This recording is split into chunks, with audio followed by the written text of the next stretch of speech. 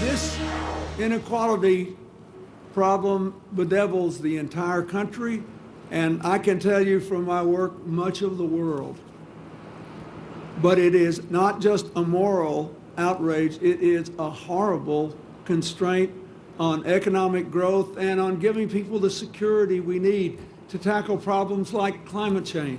All kinds of buzzwords in that statement there. Former President Clinton at the inauguration of New York City's new mayor, pushing the idea of inequality. Both Clintons making a very public appearance at the event where inequality seemed to be the buzzword. Is this the new message now for 2016?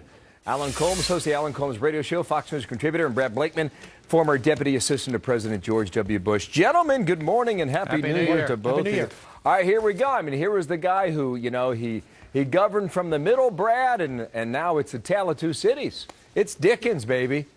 It is, and it's sad because the president is trying to lay blame, that is Clinton, on the fact that somehow there's inequality in this country, but it's borne by the policies of the President of the United States. This has become an entitlement society, government cradle-to-grave care. Look at the amount of Americans that are on assistance like food stamps. 1 in 5 Americans are on some form of government subsistence. This is wrong.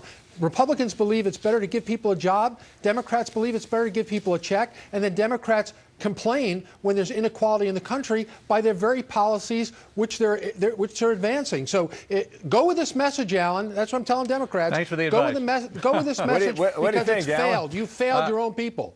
Don't point. What's the and Happy New Year, Brad. What's the Republican plan for jobs? What's the Republican plan for health care? In New York City, we've had more homelessness, where I live, by the way, since the Great Depression under the Bloomberg administration, who did many things right, by the way, as de Blasio pointed out yesterday. 52,000 New Yorkers are in shelters every night, including 22,000 children. It is a tale of two cities. The rich have gotten richer, the poor have gotten poorer. That was the message. It's a good one, and it's one the Republicans ought to listen to. Okay, all right, gentlemen. Now, there's two stories here, okay? The one story is that the Clintons were there, and I mean, do we all agree God.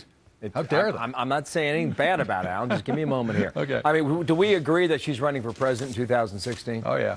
Brad, do you? I think there's no doubt about it, but Okay, I caution Democrats right, but that hang on one second, so sure Brad. she's going to be the nominee. Got it. Just wait for the question here, because they made a point of being there for the swearing in the night before and then to come back for the inauguration the next day. I think that, Brad, the question is, why did they feel it was necessary to be so prominent at both events? Is this the way you shore up the base? What is it?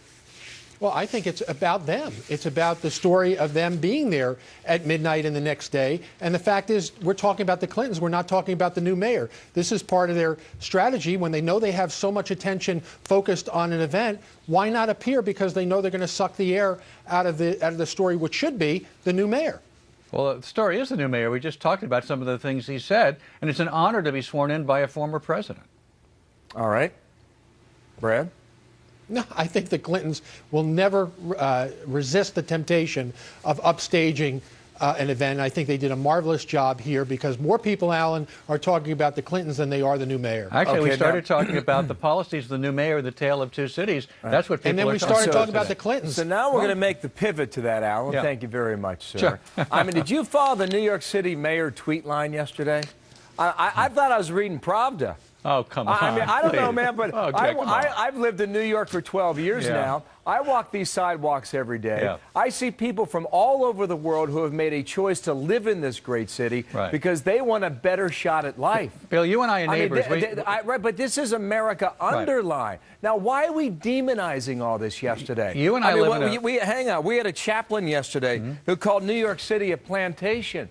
What's going on with this language? We live in you and I live in a very good neighborhood, thankfully, but not everybody is as fortunate. There is a tale of two cities.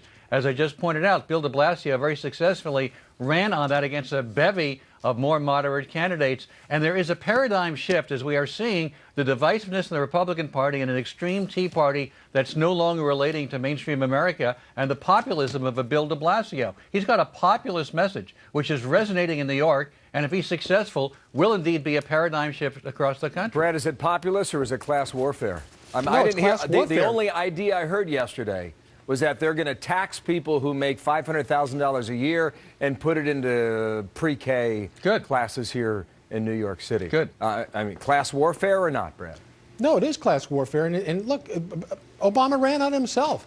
Soak the rich. Somehow the top 5% of the country are responsible for all the woes. Top 5% pay for everybody else. And I bet you in New York, you're going to find the same thing, is the top earners pay for everybody else. You're going to demonize them. And what are they going to do? They're going to do what they've previously done when administrations have come down on them. And that's going to be a boon to places like New Jersey and Connecticut. They're just going to leave because they're not going to be subject to this demonization. We have the lowest tax rate since the Eisenhower administration. We have seen the trickle-down economics didn't work during Reagan, it didn't work during Bush, and it's not working now. Trickle-down has only made the rich richer, and that's why there's a vanishing middle class in cities like New York, something Bill de Blasio, with his populist policies, is dedicated to helping return. Gentlemen, which he should do. the rich are richer because the Fed's been printing money at $85 billion a month for 16 months. The rich are richer because of a tax structure. People invest in the stock market, they've seen their investments double. Because of a tax structure that favors the rich, and trickle-down has not worked. A tax structure that's more 50% of your gross income. We have the lowest tax rates now federally since the Eisenhower administration. It's not working. And you know what Democrats' answer to that is? Spend more money.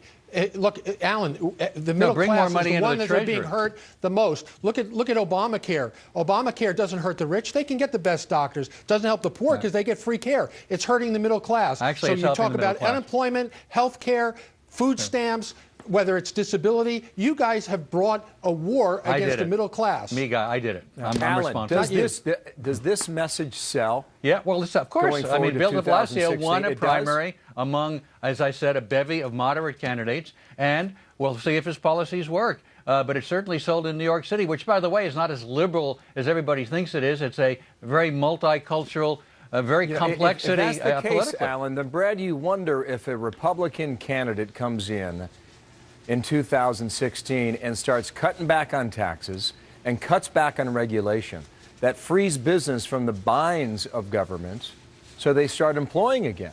I mean, you made the case earlier that what Republicans will argue is that you improve the economy, and that's how you give people a fair shake.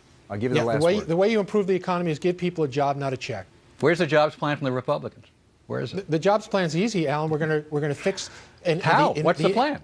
I'll tell you, right? It's real simple. You guys don't understand it. We're not going to spend more than we take in. We're going to cut back on government. We're going to increase jobs by lowering taxes and creating more opportunity. That hasn't worked. Okay, Brad, thank you. Alan, quick last word. Well, that trickle-down has not worked. There is no job plan for Republicans.